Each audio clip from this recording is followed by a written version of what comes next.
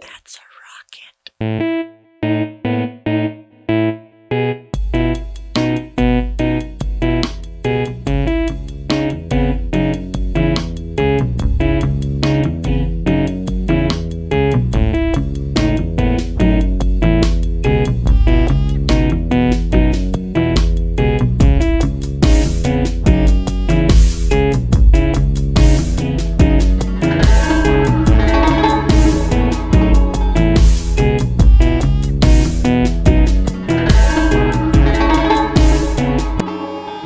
Hello, ladies and gentlemen, boys and girls, children of all ages. Thank you so much for tuning in again.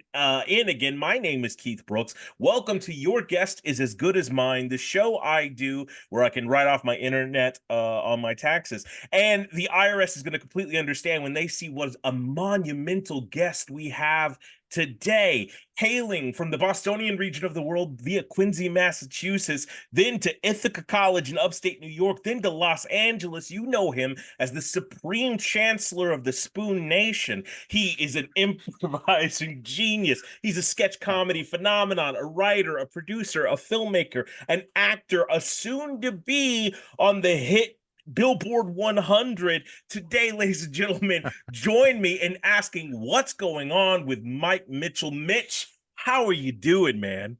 What's going on, man? Good to see you again. It's been too long. It's been way too long, sir. Way too long. You look It really fantastic, has. though, man. You look buff as Oh, shit. You look I'm not, I am not. You look great. No. You always look great, but I do not. I said this to so I'm on that show Twisted Metal, and I said this to the showrunner. I was like, I'm coming up in a couple weeks, and I was like, I hate to say this, but I have to get back into stew shape, which is my character which is my character. And in Yeah. season one, I need to get back down to that weight that I was in season one. It is difficult in the apocalypse. We were both in an apocalypse movie together and I'm a Tomorrow big War. guy. Yeah. Tomorrow War, yeah. And it's Yeah. like I feel like you can't be gaining weight in the apocalypse. But you are riding around in an ice cream truck, so like you could That's true. maybe there's a couple there. But how does it, since you brought it up, Twisted Metal Mhm. on Peacock? What a lovely, fun show. It stars the Falcon himself, Anthony Mackie, my Yeah. biggest crush in the world, Nev Campbell. I literally have a poster of her over here. Oh, wow. My good friend Diani Rodriguez is in it. She's phenomenal. And then you are fantastic. Oh, yeah. Yeah. Um, Yeah. Oh, thank you, man. That's so kind of you to say. I had a blast shooting it down in the bayou. I had a yeah, blast. Louisiana. Is that where you guys shot it at? That's correct. Yep. That's awesome. That's Down incredible.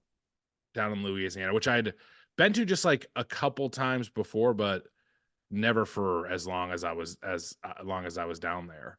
Yeah, And it is hot. it's very, very That's my big takeaway is that especially it's if you're very going hot. in July. It is sweltering, and it's hard not to gain weight in Louisiana when you because the food's just so delicious. And I'm sure we'll talk about foodie stuff, but you and we're relatively close in age. I look 20 years older than you, but I'm a couple of years younger.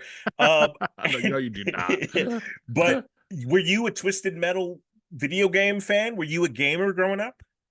I was a gamer growing up. I didn't have a PlayStation, so I wasn't like, Yeah.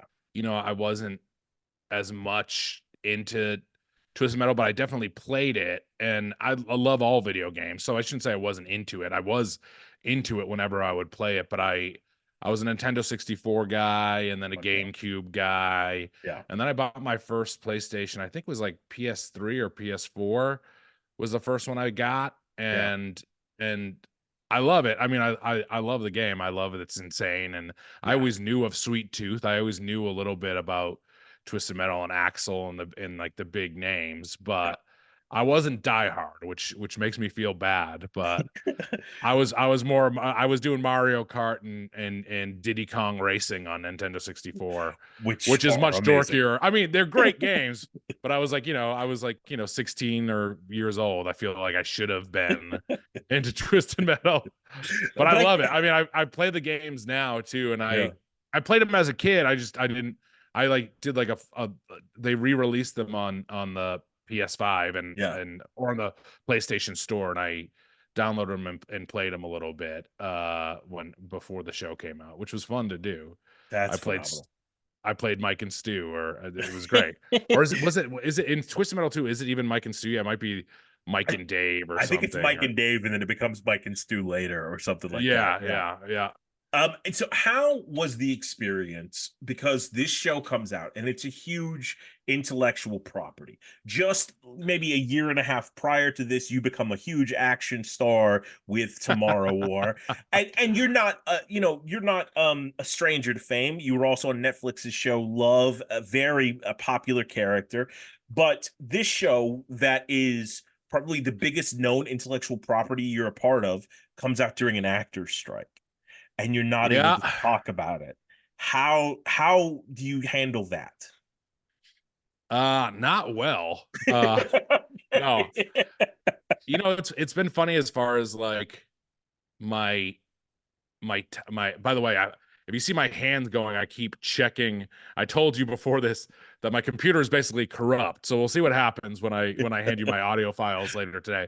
But I it's very similar to what starts off the Twisted Metal TV show. I feel like it's a Y2K Yeah. leftover bug in my computer. It changed the date and time. It was all fucked up. Um I have had bad luck with some releases. Tomorrow War was Yeah. during COVID, and I wanted that movie to be released in theaters so bad. And I Yeah. remember like talking to the producers as COVID was happening, and they're like kind of letting on that like they were gonna, sell the movie to a streamer. And I was like, no. Yeah. I was like, please don't do it. It was I feel like that movie though, luckily with with Tomorrow War, it did feel like it had a big release just because Amazon went kind of crazy with it, and Yeah. there were posters all around, and my mom and sister were in town for the premiere, and there was like an airplane that flew over with the Tomorrow War like banner and stuff like that. It's And awesome. so there was cool stuff and then we got to see the premiere. It was at like it's like a soccer stadium downtown, and like saw it on a big screen. You know what I mean? Like it Yeah. was so that was fun. And it was, like pandemic time still, so it felt like a lot of people were watching it. Yeah. Uh there were like I feel like people were kind of a little hard on it. I think it's a blast of a Yeah. movie. And I like original, like a fun original sci-fi movie. Yeah. Give me 20 of those a year and I would be very happy. Exactly. Yeah. Um but I was bummed out that that it was streaming. And then with Twisted Metal it was just like, oh man, here we go again, like another big project, and it's during a writer's strike, which that was super complicated. It was that sort of thing of like, I think you know how this goes too. It's that like we weren't supposed to promote it at all. Yeah. And so we weren't supposed to tweet about it or, talk about it. And I have a podcast, Doughboys, and like I wasn't supposed to mention it on there or whatever. And that sucked because as an actor, when you get something like that, like now, and I'm not saying it's a good thing, but like it is a part of it now where like you kind of have to promote yourself a little bit Yeah. and let the world know like I did this thing and here it is. And now it's like when you couldn't do that, it just was kind of a bummer, and it felt like a muted response. And you knew that like if the world was normal or our industry was normal at that time, people would be kind of like tweeting at you, and you could talk about it and push it a little bit more. So right before the strike, I just made like one Instagram post and was like, hey, this is this show, and I probably can't talk about this in the weeks to come or whatever, Yeah. which I'm not even sure about. I mean, I get that rule. I think that rule is like made for like, huge actors, like Yeah. they don't want Tom Cruise to do it or whatever, which sure I get. Like I know that like he makes money from that, but then when it comes from smaller actors, it's that sort of thing of like, oh, this is how, they get their word out that they were in something, and people see it. So it was a complicated thing, but I went by the rules, and I did what I Yeah. had to do. And it was nice to see people have a nice response to it regardless. I wanted to go to like Comic-Con and stuff like that too, and that got wiped out because the actors went into, so there was some stuff that was a bummer with it. But, you know, the fact that I got to be in it and I'm working is what more could I ask for? You know what I mean? Like Absolutely. I'm Yeah. lucky to be in that position. You know, I was happy and I was reading every little bit of anything I could find, you know, That's and amazing. And it's yeah. like, it's also, you know, I think you'll get that Comic-Con chance because it seems like with season 2, it seems like they're gearing up, no pun intended, for it just to be bigger. And Stu's character, if it's an inkling of anything, in season 1 was already an extremely complicated person in this really balls to the wall fun world. I Yeah. messaged you after I finished it. Loved every second of it. I watched the entire show, just binged it because I had a blast. And Oh man. yeah, I dug it. But here's something that I question, because you mentioned you have Doughboys. If you're unfamiliar with Doughboys, I don't understand how anybody in the world could be, because it is. At one point, it was the 9th most popular podcast on Patreon and the 25th most popular Patreon of all Patreons, Damn. which is fucking insane. And you That is guys, crazy. yeah, you started in 2015. You basically go Can I to, quickly say yeah. undeserved? Disagree completely. But you guys, you know, bring on several different guests, and you get some incredible fucking guests on the show, and you talk about franchise restaurants and food and all that stuff. And you are notorious for having this cult following from that, the Spoon Nation. How has the transfer of that following been to these other projects like Tomorrow War and Twisted Metal? Oh, that's a good question. I think so many of our listeners are awesome and they do watch stuff Yeah. because I'm in it, which is great. You know what I mean? I think that like with the podcast, there is that thing of like it's the what's it called? What the relationship or the like Oh, parasocial relationship. parasocial relationships. Thank Yeah. you. Sorry, my mind went blank there. But the parasocial relationship thing is like I think a lot of the times it can be a great thing Yeah. where they're rooting for me and not I have a relationship with a lot of listeners. We have like a Discord and I talk to a lot of them and I'm friendly with a lot of them and I've met a lot of them out in the at live shows and out in the wild and stuff like that. But yeah, I think for the most part like there's people that will give a show a chance, but then I think with that bad side of that parasocial relationship is they're like, that show sucked, and I watched it for Mitch. Not saying that's what they said about Twisted Metal, but like Yeah. what they'll say about anything that you're in or whatever. Yeah. Or they'll give you that thing of like, I just know him at when like, you know, I want to be an actor. That's like what I want to do. Yeah. And they know you from a podcast. So I feel like they're like critiquing you from this weird angle sometimes. Yeah. But it's mostly I shouldn't dwell on that because it's mostly positive stuff. I think that people are like supporting me and watching the show. And I think that like, you know, with the podcast, we did Tomorrow War month. We gotta have you on at some point, by the way. It's long overdue. Anytime, I'm here for you. But we did like a Tomorrow War month. We did and we started a Twisted Metal month, but then that it got killed because of the strikes. Yeah.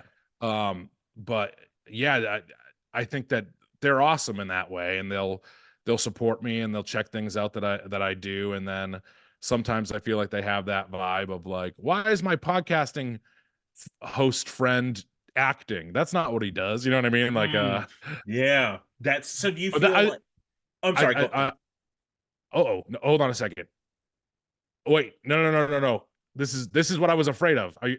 It's not frozen. Are you frozen? Okay, good. No. I'm good. It's saying it's going to restart my computer in 57 seconds, but I don't want it to. I don't know how to stop it. Well, if it shuts you down, you can come back in here. I'll be here. Just let Oh me my know. God! What on earth? This is what a true nightmare. I just don't want to lose because I've recorded about okay. So before we get into the question I had about podcasting, didn't you almost go to school for computers? Isn't that what you went? It's true. I went to school for computer science, and as you can see right now, I'm not sure how much was LLO, but I'm having some technical problems on my computer, and I never would have. I remember my freshman year, I went into my like like intro to computer science class, whatever it was, and they wrote code on the board and they're like, who knows what this is? And I remember being the only one who didn't raise my hand. And I was like, I mean, I guess I knew it was code or whatever, but I just didn't understand. And I was like, oh, I just like computers. I like the internet and being on computers. I was decent at math and I was Yeah. like I was a pretty good math student, but I didn't so I got into an engineering school at UMass and then I got into computer science at Ithaca and I was like, I don't once I did that for like 5 minutes, I was like, I'm not going to do this for the rest of my life. This is so bad. And so I switched over to a sociology or I just took sociology classes and I was like, maybe I'll be a sociology major. But that's just because I'm a bullshitter, I feel like, and I feel like I could have gotten away with a lot of stuff. But I was kind of undeclared, but I think officially maybe a sociology major. And I never thought that you could act. You know what I mean? I don't Yeah, know how you felt as a kid. I just was absolutely. like, one, I don't look like a Hollywood guy and still Yeah. don't. Two, like I thought people were born into that life. You know, I never thought that Yeah. was anything I could do. And so I loved comedy stuff. And I went to theater camp when I was a kid. I went to like, it was called Raise the Curtain in Quincy, and I did summer theater camp. And I loved doing it. But even by the time I got to high school, I was afraid to get made fun of because the theater camp Raise the Curtain was at the same time as basketball camp. And Mhm. I remember I'd see so many kids I knew there and they're like, what are you doing here? And I would have to, I'd be embarrassed to say that I was doing theater camp and stuff like that. And so I was very much in my head about it. And by the time I got to high school, I didn't want to do anything. I wanted to like play Nintendo and hang out with my friends and not do anything. Yeah. Um, but so I kind of stopped, but I loved comedy. I loved watching movies. Like that never went away. And so like The Simpsons and SNL and Conan, like Conan was like such a huge thing for me, like in middle school or end of middle school into high school. I loved Conan. And I remember I went and visited Conan with my mom and dad when we went to New York City and Yeah. we didn't go because of Late Night with Conan O'Brien. But I was like, can we please go to a taping? And we went to a taping. We were like literally the last two seats, and my dad and I had to like stand up behind the band, and it was like, I love this. This is so cool. Yeah. But I never really made that connection that you could do that stuff. And then when I went to Ithaca, they had a great communication school, and I had always like, I love to joke around. I like comedy. I love movies, and I was like, oh, there's like another side of this. Like those guys on like the guys who work at Conan behind the scenes, the writers, like I could do something like that. Like that's if you Mhm. like if you study and you do this, like maybe. And I also at that time was like, those guys are all geniuses, which they are. You know what I mean? And I was like, I don't know if I could do that either. But that's the route I went. I was going to try to be like a screenwriter. I was a screenwriting major, which I probably should have done. There was like a TV writing major, which I should have done over that. But I started to take classes there at the Park School at Ithaca. I got in like I think maybe the end of I think actually even technically my junior year. And so I had 2 years to do that entire major basically, which was crazy. Yeah. But I loved it. I had such a blast with it, and like, I learned a lot. In hindsight, I'm like, did I have to go to college? Could I have I just gotten a copy of Final Draft for what I went to school for? But there were Elizabeth Nonis was a great professor that I had. There were a lot of great professors that I had that like new story and new script writing. Yeah. But then I came out here, I remember, and I was like, I I really wanted to get like a PA. My thought in my head was like, you get a PA job and then you get into a writer's room as like the writer's PA, and then maybe you can like start writing somewhere. And so I remember when I first got out here, I met a guy who worked at Family Guy and he hooked me up with an interview, and I like really wanted to get that job and I didn't get it. And then I was a CBS page. And at the same time, I started doing UCB. So I was like 22 or 23. And I started to do UCB theater and taking improv classes there. And that's where I was like, oh, I love being on stage. I love to perform. Why? And I was like, I can do this. This is like, why did I think I couldn't do this? It was that kind of realization again that it Yeah. was like, this is what you really love to do. So at that point, it was funny because like over the course of like the next like 5 years, I worked at The Simpsons eventually, I was and gonna that's say, if you love Conan O'Brien, already a Boston legend, that's his stomping ground is The yeah, Simpsons. And so, how did that feel to be there in that same place? it was so exciting. Honestly, at first, I was like so excited to be there. I think any, you know, like even those guys who worked there in like the quote unquote glory days of the show, like I'm sure it becomes just a job to a lot of Yeah, those guys. And yeah. when I was there, when I started working there, it was 2007. Um, and you know, the idea of working on that show was like, oh my God, this would be a dream come true. And I was really excited to just have that job. I was working at this show called Shark, which was a James Woods, yeah, yeah, yeah, yeah. James Woods, like hour-long drama, like a procedural drama show that, and he's an asshole. uh, and so I was working on that show.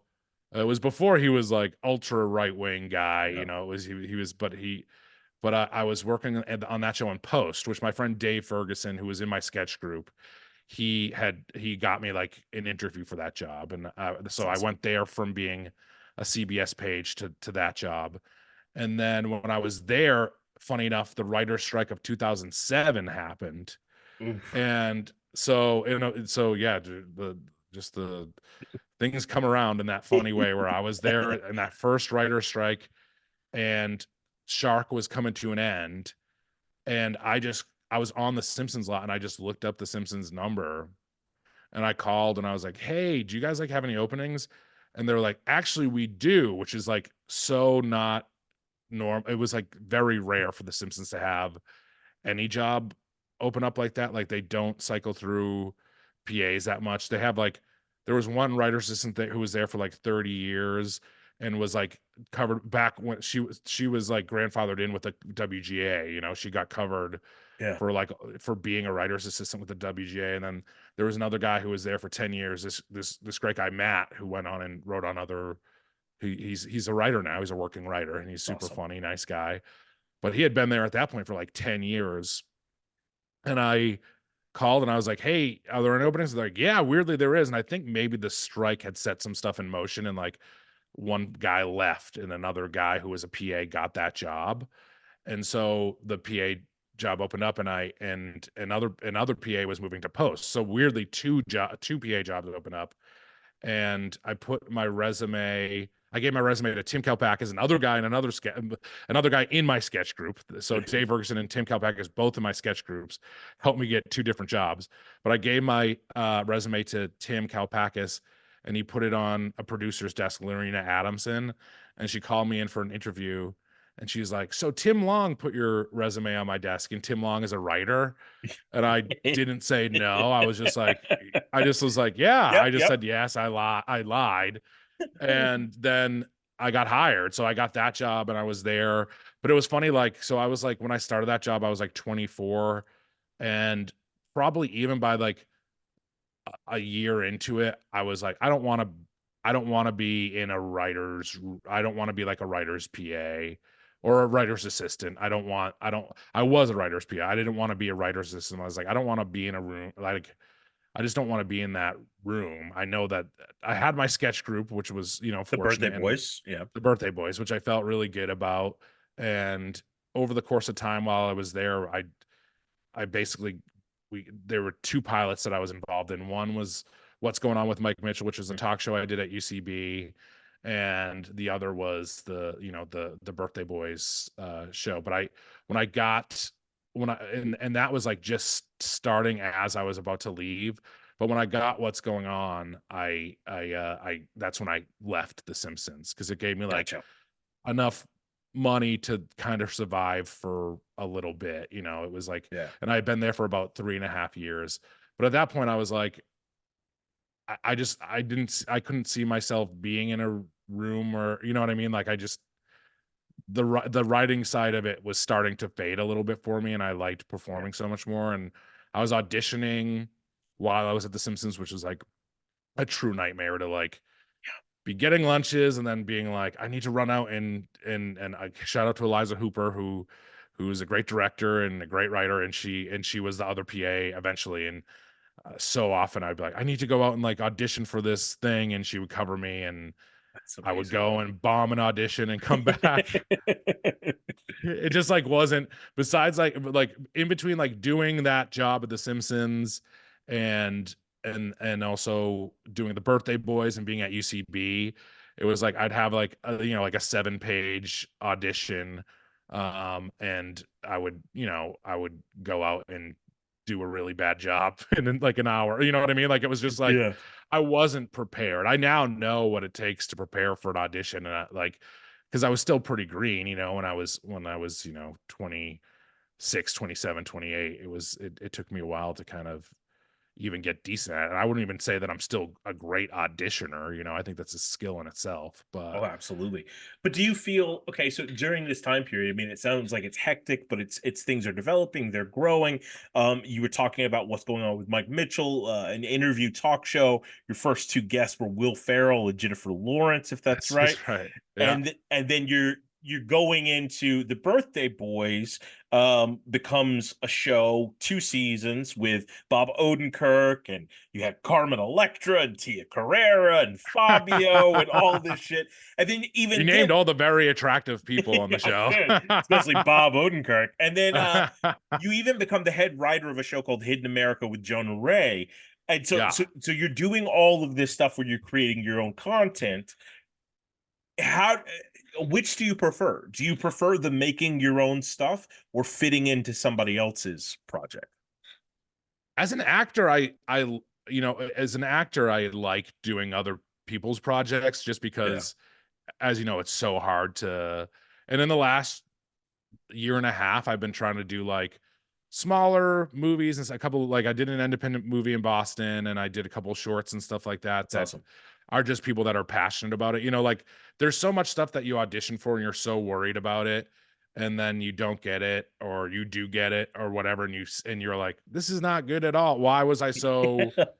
And this is like a kind of a thing I felt 10 years ago more so than now, but you're like, oh, I wanted that more than anything, and then you see it, and you're like, this sucks. Who cares? I mean, like, and so like like if it is something that someone loves or is passionate about, that's so much better.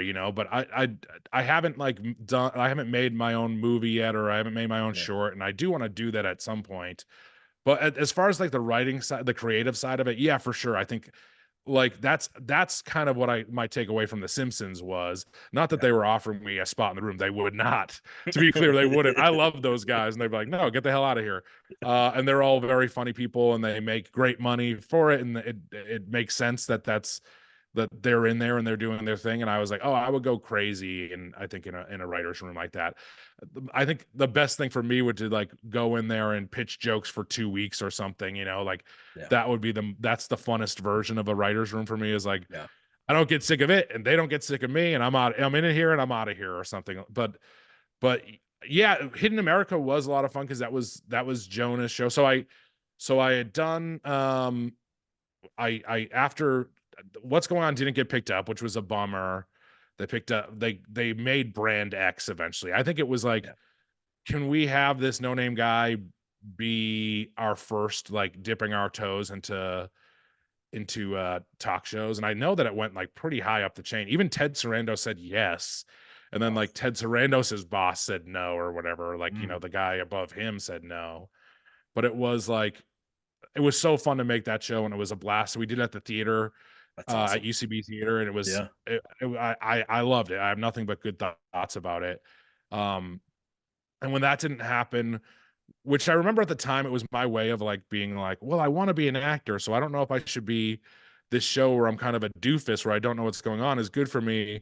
And it's like I never should have worried about that. It didn't yeah, matter at all. I think I was trying to set myself up for I knew that like if it didn't work out, I wasn't going to be heartbroken or whatever. yeah. But we were lucky to get the Birthday Boys pilot at almost the same time, and that came through Bob, which was awesome. And Bob's wife Naomi she's a talent manager, and she has like a big company out here in Los Angeles. And one of her assistants at the time, who's also now a manager, Brooke Pobjoy, she had seen the Birthday Boys and she liked it, and she knew that I wasn't repped, and she was like, I want like Naomi to come out to a show. And so Naomi came out to a Birthday Boy show. I remember it being a horrible show. It was like and our shows were, you know what I mean, like we had a pretty good hit rate. We Yeah. like, not bragging or anything, like we did a good live show. Usually like we would have good monthly shows, and she came to one that was just like a bit wonky, Yeah. and I was like, oh man. And then Brooke was like, Naomi wants to like meet you and Mike Hanford. And Mike Hanford is another guy in my group, and he wasn't repped, so we went in and talked to her, but it didn't really work out. But because of that, she gave our name to Bob. She gave our name, Naomi gave our name to names to Bob, and Bob would do this thing called the Not Inappropriate show with Naomi on New Year's Eve day, I believe it is. And it's Okay. like a show for, it was like a show for kids, but also like the sketches were funny and adults would like them too. It was kind of a thing Gotcha. of like kids can like this and adults can like this. And so we did that. I was never here for it. Like that's the funny thing. I would always be back home in Massachusetts because I spent the holidays there. I spent like a month there. I just go there for like a month. But the rest of the sketch group did the shows there, and I remember Bob said something to Tim about one of his sketches. He's like, I like that, but I would have done this. And then Tim emailed him and I was like, what do you mean by that? And then that's when Bob was like, come in and let's hang out. And Tim brought Mike Hanford in with him, and they talked for a while. And then Bob started a sketch group with a few Chicago guys and with Tim and Mike, and and that they did a show, and that show didn't, I feel like, I'm not saying that the show didn't go well, but I think Bob was like, I would rather like have just a sketch group in here to work. Like you guys are like already a full sketch group. Yeah. Let's meet up and talk about stuff. And then we did a couple shows with Bob at the Steve Allen Theater. And That's amazing. it was they were really fun. My dad was getting sick right around, I Yeah. remember the second one. He had pancreatic cancer, Yeah. which I know that you've battled Yes, sir. are in remission. That's fantastic. Thank you very much, But sir. I remember I remember talking about that on the Tomorrow War set. Yeah. Mhm. My dad was going through that, and we did the second show with Steve Allen, and then we started to pitch the Birthday Boys. I remember we went to HBO and they basically told us no in the room. And I remember Bob, it was kind of a great Bob moment where I was like, why the fuck did you call us in here? He's like kind of angry, which was kind of, I mean, he was right to be kind of angry. Yeah. And then we pitched around everywhere, and then we were kind of out of options. And then ISC was like kind of the last shot.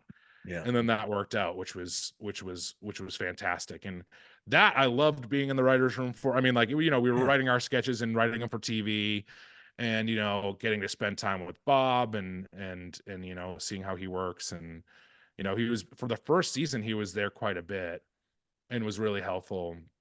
And then he kept talking about Better Call Saul. He's like, they're thinking about a spin-off of Breaking Bad. And we were kind of like, yeah, right. I mean, like, I believed him enough, but I was like, will that ever happen? I don't know if that will ever happen. And then by season 2, he's like, it's happening. And we're like, oh shit. It was crazy to kind of see that all unfold. And he was like, look, I'm not going to be here a lot. I'm not going to be here as much this next season. Yeah. And then also there was a new head at IFC, and he's like, and the other thing is like, there's not going to be a show after season 2. So we knew that pretty early on. Oh, okay. Like he told us that when we were writing the second season. And he was like, I know this guy, and this is not going to get picked up for another season. So like, you should try to like kind of go all out and do whatever you want to do. We almost named our last episode of season 2 the series finale, but they wouldn't let us do that. Because we knew it was over, you know what I mean? Yeah. But that was a blast. And then after that was kind of the weird spot where I was like, what do I want to, like, okay, I've have experience. I've done like some guest roles on shows that I was like booking during like, The Simpsons and stuff like that. Like all very small parts, But and I feel like still, like Parks and Rec, you were on things like that during the time, yeah. and yeah, and that's still impressive shows, you know. Yeah, just like one little my buddy Harris Whittles, rest in peace, he passed Mhm. away. But he there was like a small role on Parks and Rec, and I remember a few birthday boys auditioned for it. And I remember Harris told me that he was watching the audition tapes in the room, and he told Mike Schur, he's like, this guy's a Red Sox fan. And then I booked it. It was a really small role. But then they brought me back so Like thank you, Mike six Schur. times, like Yeah, you. they brought me back a few times, which was great and intimidating. You know what I mean? That was like my Yeah, first like kind of look at like, oh man, this is like a big show. And I was, like probably 27 or 28 at this point. I don't know how old I was, but yeah. I was still pretty intimidating to go in there and, like get in there and say one line and don't fuck this up. And you got like, they're going to want to move on pretty quick. You know what I mean? Like it was scary. And then, so after that, it was like, I was going out for auditions and I remember I've told the story before, but I went out for The Descendants when I was in the Simpsons room, the Alexander Payne movie. That's And awesome. it was such a bad, I like, it was so bad. And the casting director like let me know it was bad. It sucked. Um, but I was like, oh, I want to perform, and I love acting. That's like, and I liked it when I was younger, and I was like, this is what I want to do. And I think that was like where my head was at that point, was like, Mhm. I want to be a performer. But then weirdly enough, that the Hidden America Weiger recommended me to Jonah Ray, and another show, like Jonah like was really passionate about that show, and it was fun to work on because he was like, he was all in, and he was in the room with us every day, and he That's like awesome. was making something that he liked. And it was on CISO. I don't know how many people really saw it, but it was fun to do. Yeah. But eventually the head writer left after the first season, and then I became the head writer, which is like, even doing that job, it was like, I was like, this is not the job for me. I don't like, and I don't think I did a bad job either necessarily, but I was like, this is not what I want to be doing. And I did have fun in the room. It was fun being in there and writing and coming up with stuff, but I like, it was, it was like, I liked performing, and Love was kind of happening at the same time. I remember that, I think maybe God, I don't know the timeline too well, but I remember having to like do some Love stuff maybe during the second season of Hidden America. Um That just and sounds that like so was much juggling. That sounds like you're doing so much at once. It also makes me wonder how the writing sessions for the Birthday Boys went, because you guys have more members of your sketch troupe than like Slipknot has band members. Oh, like, we did you are kind of the Slipknot of the sketch sketch comedy comedy? world. Yeah. Slipknot would be so insulted. We're like, Yeah. people thought we were like a Christian sketch group forever, Well, because I don't know we're that not Slipknot dirty. would be insulted, because Jack Black knows the lyrics to some of your Birthday Boy songs, of yours It's true. specifically. So that's pretty impressive. But, That was a great moment for me with Jack Black. That's one I hold on to forever. But yeah, no,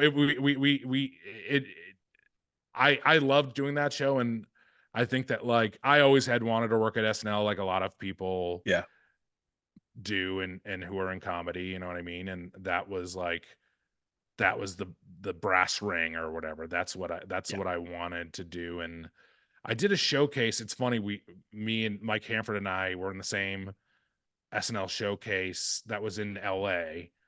Um, and I knew that they were looking for like women that year, and they hired like 5 women that year. They didn't hire any men. And this is, I think, when like 80, Bryant, and a few other people but we didn't even get flown to New York. I oh, didn't go to New York, but I did the showcase at UCB and felt good about it too. And then after that, we got the show, we got the Birthday Boys yeah, show. So that was more of the dream, at yeah, that time. I think after the fact, like, if you're on SNL, like, it's that thing where like a lot of them, you're like in a club, and you can, like, I think you get a lot of work off of that. You do get a lot of work off that show, yeah, and people see it every week. You know what I mean? Like, it is like there's so many plus sides to being on that show that I think are just nice, Yeah. pleasant. And Yeah. like and when the sketch show was on IFC and you know you wondered how many people saw it. It went to Netflix eventually, and I felt like that was when I was like, oh man, if a lot more people have seen it now than I thought. But it was still like that was the dream to do that show. And there's stuff I definitely would change now. Like, like we did a lot of like wraparound stuff around the sketches, and I feel like uh, you don't need to do that as much anymore. And a lot of that was just like such story stuff that I like was never as fun to me as just like silly sketches, you know what I mean? But Yeah. like at the time it was like you can't just do silly sketches. You can't have 10 silly sketches in a show or whatever. And it's like, all right, Which, but which is such a weird thought now, because that seems yes, to be, if sketch comedies shows exist, that's what they are now. There's very yes, little wraparound. You know what I mean? for sure. Yeah. No, and Tim Robinson, who's a genius, so, like it's Yeah, like they do a thing for a minute, and then if it's done in a minute, then it's done and they're out and they're on to the next absolutely. thing. You know what I mean?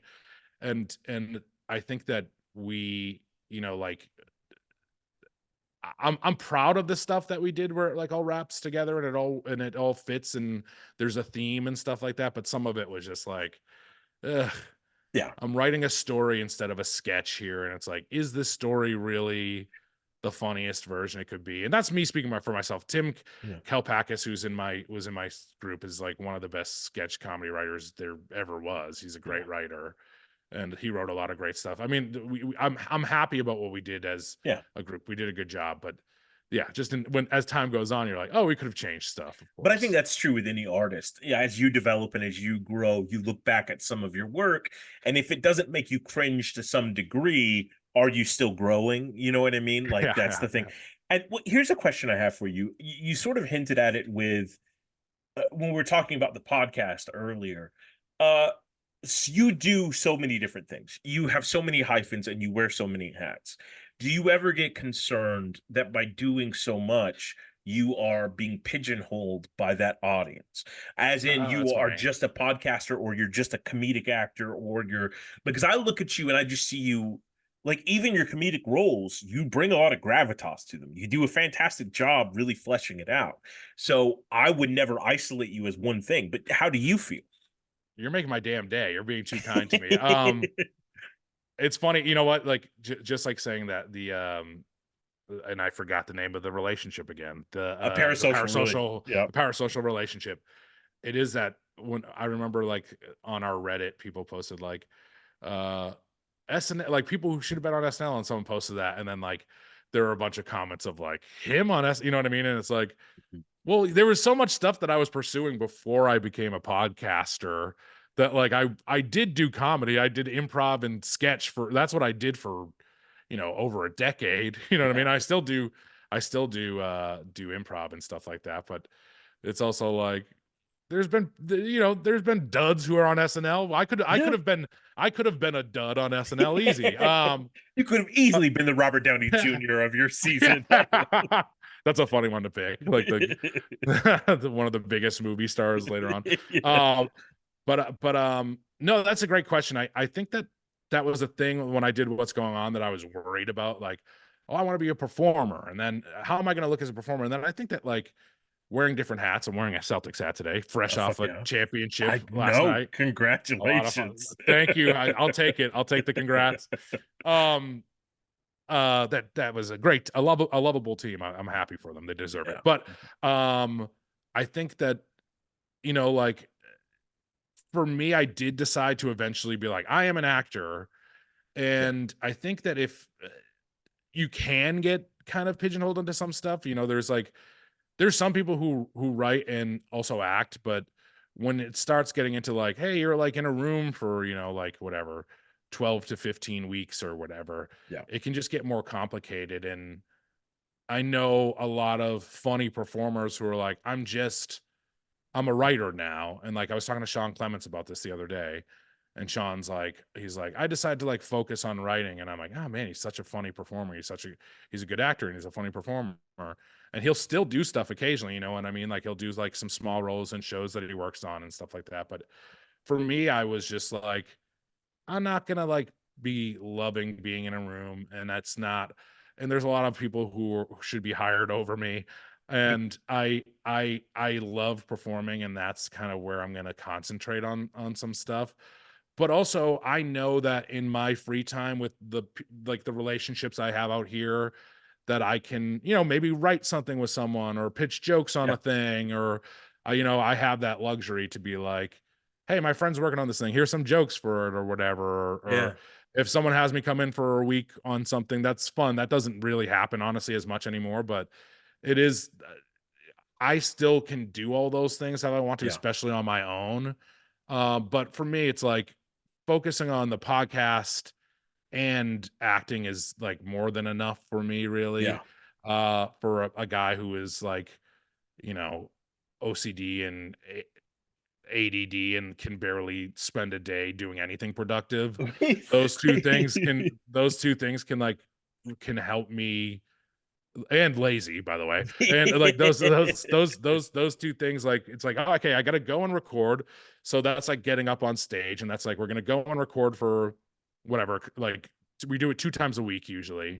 And each are like 2 hours. Like, Yeah, each is well, we do a mainline episode on that's usually our Monday episode, and then we do two doubles. And then the idea was to do two doubles, a couple times a month, and then have weeks off where we're just doing the one episode a week. But I'm going up to Toronto in July, and yeah. so I don't know. And so we've recorded September episodes already. We're doing like 6 episodes a week, which is Dude, crazy. that's Yeah. insane. But do you feel like that podcast? Because I get the feeling anytime I'm doing a podcast or interview, it's almost like acting because the version of me you're seeing in front of the mic isn't me. It's a Sure. highlighted version of me. It's still a performance. Do you feel that way at all? For sure. And I think like especially when we do live shows or like days when I come in, I'm like, I like I know I want to be on or whatever. It's like I'm performing in a way for sure. Yeah. And I think that's helpful. You know what I mean? And Yeah. Nick and I both were. I still do improv. Nick is retired from improv, another hilarious improviser Yeah. and a great writer. And I think for him, he's like, podcasting is it now. This is what I do, which is crazy because he's a hilarious writer and he's a great performer. But I don't even know how much he wants to write anymore. I shouldn't speak for him, but he should be No, in tell rooms. me what the rest of his career is. I want to know right now. He should be in rooms. He should be writing. And I don't know how much he'd want to do that as much anymore. But you know, the podcast is definitely like, a huge gift for us. Yeah. It's a blessing. It really is. I don't know what I would be doing without it. I've made more, had more financial success with the podcast than I have with anything else. And I've done okay acting wise, Yeah. which is kind of, a testament to, not a testament, but kind of it kind of says where the industry is now as Yeah. far as making Residuals and money everything. goes. Yeah. Yeah, and streaming and everything like that. So Yeah. I love it. And to answer your question more directly, as far as like, as far as, am I afraid that podcasting would like pigeonhole acting? Like, I think I was a little afraid of that, but then in reality, it's probably the opposite has happened where like people have learned from me from the podcast. Like, that's how I got in tomorrow, or you know what I mean? It's awesome. Is that like one of the producers and her boyfriend at the time were listening to the podcast, That's and amazing. that's like, and so like it's probably helped me in some ways, and I think shown some people like, hey, this guy can perform, and he's he can be funny on the spot, and he can be a performer, at least on good episodes. I'm sure there's plenty of times where it shows the exact opposite. No, I've uh listened to so many episodes of the show and of you on other podcasts, and you and Wags like are just so good together. You have such a natural chemistry. But this is another question I have for you. I feel like because you pop up on all these other podcasts about stuff that like, oh my God, you're on a music podcast, you're on a television podcast, you're on random stuff, yet you always have such affable chemistry with the other person. It always feels like I'm listening to a conversation with a best friend, oh and man. that's so wonderful and so open. And what an asset for an actor and an artist to have. What makes you so vulnerable or so open to discussing these things? You know? Because you've been That's a very great. clear about OCD. You've been very open about not having confidence in certain parts of your life. Sure. Yeah. I think so much of that came from like, if you saw me in college, I feel like that I went inward for sure. But I think that within my group of friends, you would know that I was like, I could be outgoing and talk and be funny. But Yeah. socially, I like if I was like, out at an event or something, I'd be quiet and be concerned about looking cool or something. And I've always been a big boy and been like kind of like not as confident in my body. And that took a long Yeah. time to kind of figure out. And then getting on stage just does so much of that for you. When Yeah. I started doing improv and you get up there and you're like, you got to look like a fool sometimes. And you got, and like when you're more comfortable in your skin, it just makes everything so much easier to do. And I try to be an honest person and I try to relate to people. I think that that's like, I as much as I say I hate people on our podcast, which there are a lot of people that annoy me, but I always want to go into, a situation where I've never met someone. I want to and leave the other side being like, I like that guy, you know what I mean? Like that, or Yeah. I like whoever that is who I just met. And so I think like, I'm Irish Catholic and we're like weird, like, my dad lived the longest of any of his brothers and he died at 69 and we're weird. Like I feel like the Irish are, mentally tortured anyways. I keep saying, but I think that I joked a lot about those things and that brought relief to me is joking about my issues with my friends Yeah. and then being like, oh, that translates into comedy and I can talk about that openly. And Yeah. being a true, honest version of myself isn't that the best pathway to create something that's funny or something that's Absolutely. real, right? Like I feel like that's a Yeah. part of it. I feel like such a dork saying this, but it's the truth. I mean, No, it it's it, it absolutely, and is. I feel, the same thing about like, I'm a bigger man. I've always been larger. I've always looked like a shaved Sasquatch. And if I take the tension out of that and I make fun of that first, then Yeah, everybody yeah. in the room's a little bit more comfortable. You know what I mean? For sure, yeah. Or I, whatever it is. well, I think that's another side of it too is like growing up south of Boston, people could really fucking hurt you. They could hurt your feelings, you know what I mean? Yeah. And there was a point where I was like in college and then like with like, 20-year-old dudes being assholes to you. I was like, and I think I was way more defensive then. And then there just became a point where I was just like, who cares? You know what I mean? Like Yeah. once that falls off you, you're bulletproof. You know what I mean? Like once you stop Absolutely. caring about that stuff, but it was a thing that took years and years to figure it out. But you're such an affable guy on set. You're such a likable person. I'd say that you feel the same way to me. You feel like a guy that like when I met you, I talked to you for we started talking for I feel like 45 minutes straight. Yeah, exactly. I think the day when we were working in a tank on Tomorrow Yeah. War. I think that's Yeah. like the day where we were really just talking about The Thing and a few other the Yep. movie The Thing and And a few other things. wrestling, all sorts of stuff. It was Yeah, love. yeah, yeah. And that's the thing about you, Mike, is I feel that everybody who knows you just walks away with the brightest smile on their face after talking about you. Like I did Chris McKay's follow-up movie, Renfield, and Hey, by the way, don't think I didn't see you in Renfield. I saw you. You did a great job. appreciate it, man. I appreciate it. But everybody on that set was just like, man, I wish Mitch was here. And I'm like, yeah, me fucking too. But you mentioned two more questions for you. McKay, you should have got me in there for God's Yeah, sakes. I McKay. did audition a couple times. I think it became a thing with me where they're like, they're not gonna travel you basically. But I was down there weirdly at the same time, Yeah, I think right when I was leaving Twisted Metal, yeah. Renfield was started up production. Yeah, because we Uh saw some of your sets and stuff like that as we were traveling around. We saw some Twisted Metal yeah, sets. So like that's crazy. Here's my question for you. This is probably a serious one. You were talking about letting things sort of fall off and yeah, the switch that occurs in your mind. You've been open about two losses in your life, your good friend Harris and your yeah, father, who passed away from pancreatic cancer. that's Um, right. Yeah. my father also passed away from cancer. I've known other people that had the same sort of troubles that Harris has had. And you've been open about going through a depression with that, and it making you Sure. become more introspective, inverted in every way. How do you deal with feelings like that while simultaneously being in a career that demands you to be an extrovert? That's a great question. I feel like, and I'm sure that you feel a similar way, is that it feeds so much of that stuff sometimes. You know what I mean? Like, Yeah, I use a lot of those. You try to use a lot of those emotions in scenes where you're like, hey, this is a scene where I'm gonna get worked up, and I don't want to see this character go or something. And I can recall a lot of those. I mean, I ha- both of those losses were the two of the hardest losses in my life. yeah, But I'd say the only plus side to that is being able to plug into that sometimes too, yeah, and knowing kind of that pain, and also it can be an escape too. Like, you know what I mean? It's like to go out there and I'm playing this character and I'm excited to be here. It's like, hey, that's a relief from the situation that I'm in, yeah, and with Harris, the show Love was right after that. And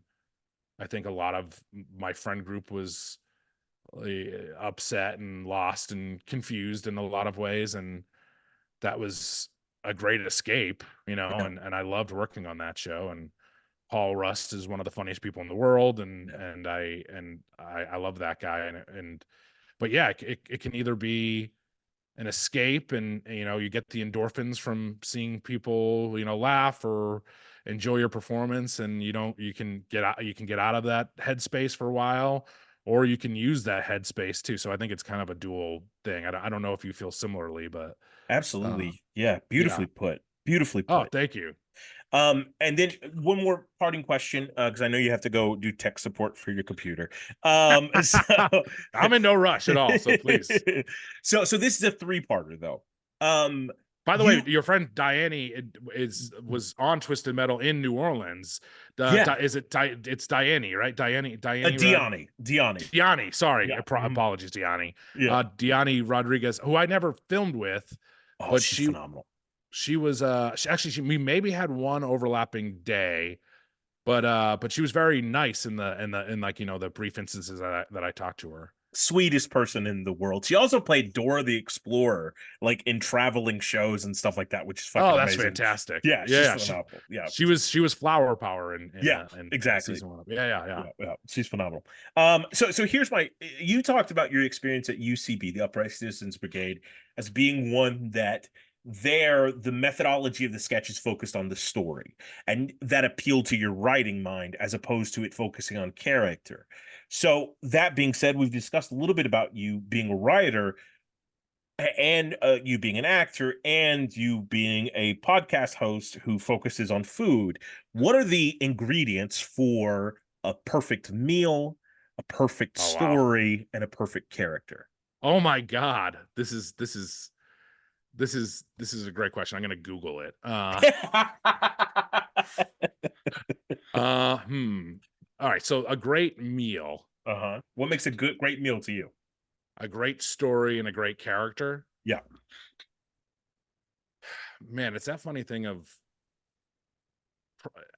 to be dorky again. I feel like I could say a similar thing, and that it's like being real. You know what I mean? Like Yeah. when someone makes food, it's like that sort of if someone is making food genuinely and from the heart, and they're passionate about it, Yeah. that to me is always like, the best food in the world is someone who like knows their craft too, of course, and can cook, but like is making something that they love to make. And I Yeah. think it's the same thing for story and character.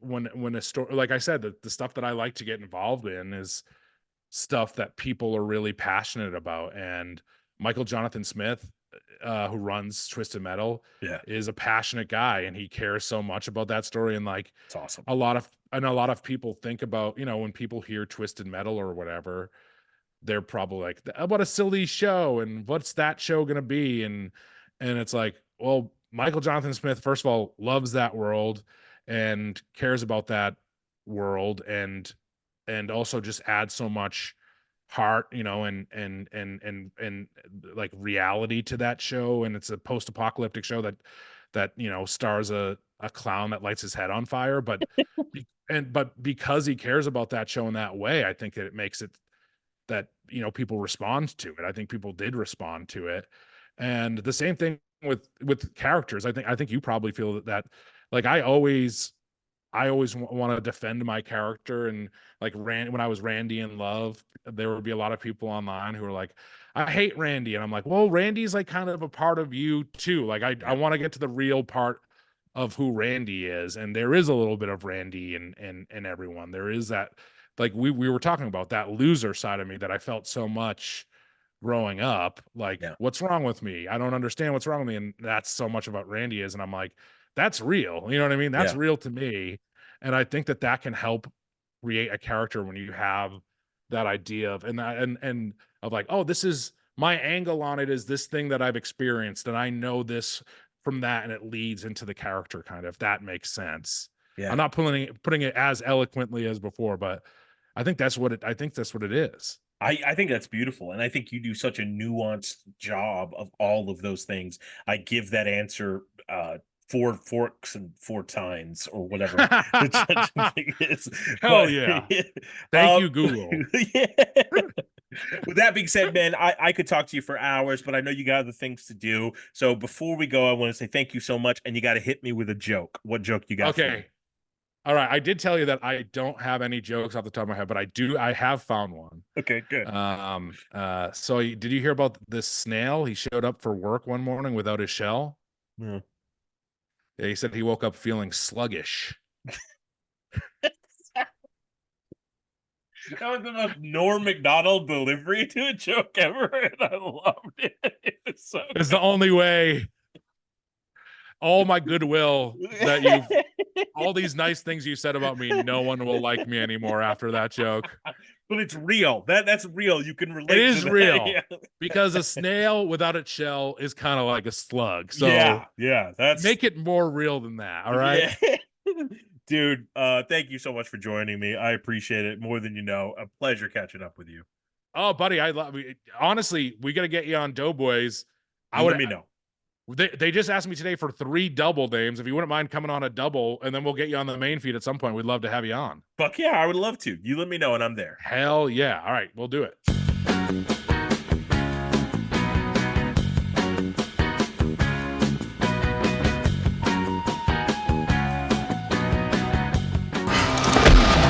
Getting out here alive, fucking traitor!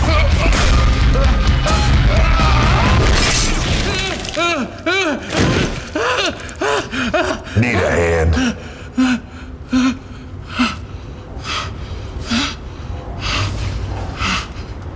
Oh, I found this one lying around, so you'll have to get your own.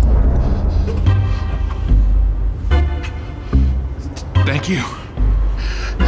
Don't mention it. I really enjoy my work. Hey, hold this.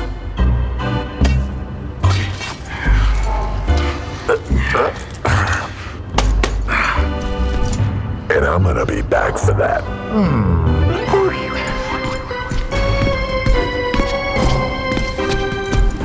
So, what's your name? Stu. Stew. I like the mouthfeel of that. Stew. I'm Sweet Tooth. Put her there. Nice to meet you, Mr. Tooth. Firm grip you got there, Stu. Bet you had a lot of fun with that. You know, Stu, I got a feeling you and I are kindred spirits. You think we're a lot alike? You bet I do. In what way? I mean, you're a big guy, I'm a big guy. Your name starts with S, my name starts with S. I mean, the S brothers. Who would have thunk it? Something catch your peepers, Stubert? Yeah.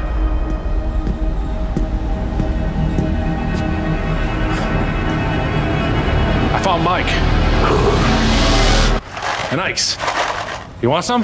Ooh, yucky. I'm a skills guy.